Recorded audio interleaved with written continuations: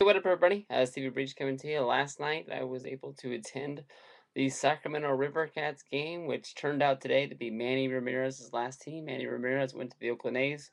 When he signed his contract, he was told he was only have to spend about 10 days down with the minor league team. Started out with them on the road, and he, had the hitting blues.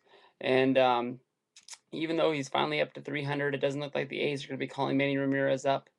So he asked for his outright release from the team today, and they let him have it. He's a free agent to go in the market wherever he needs to go. Any team out there can pick him up.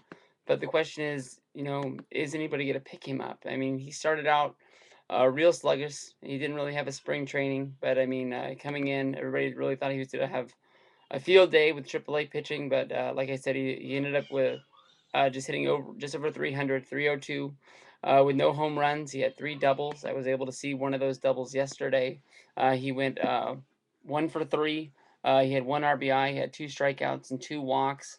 My first thoughts walking into it, it was my first time being to a Rivercats game this year, so it was my first time to be there and check it out. But he was one of the attractions. He's not the reason why I went, but once I got there and saw him, it was a real privilege to see him. I was real.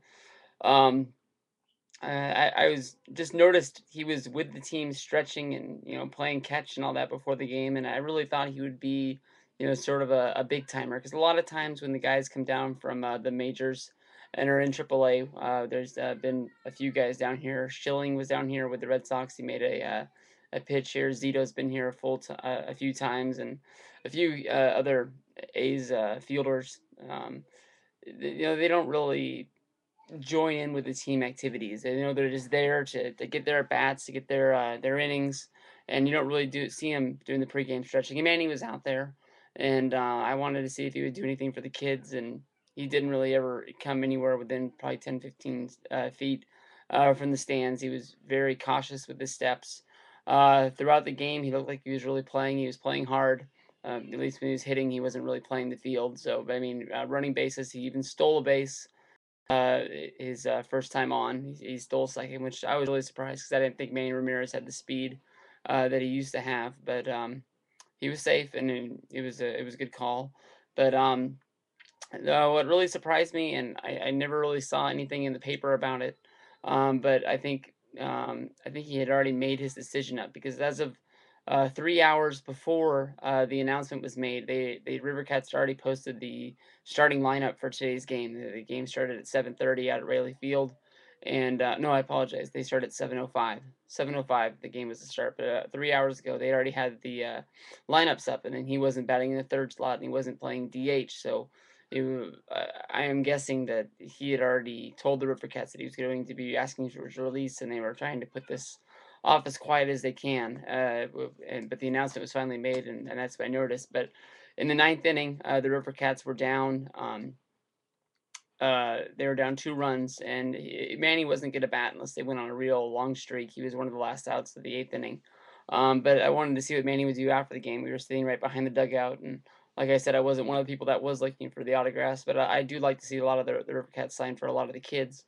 And Manny was nowhere to be seen. I never even saw him leave the dugout. When I stuck my head around, he wasn't in it.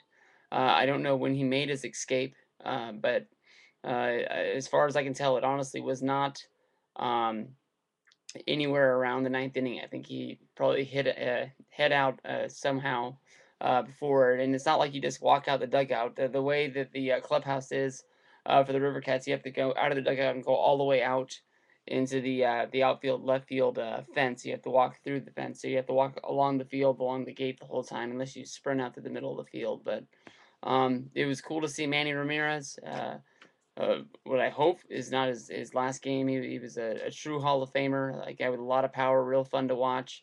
Um, Sometimes it's on the field antics. I was about to say off the field, but I think everybody will remember him cutting off Johnny Damon's throw. You've never really seen a cutoff from the left fielder by a center fielder cut off by the left fielder before, but it happened, and a lot of the stupid stuff he say. But it's too bad. Like I'm saying, maybe he can pick up with some team up there, but it'd be a real cool story to say that I actually saw Manny Ramirez's last game.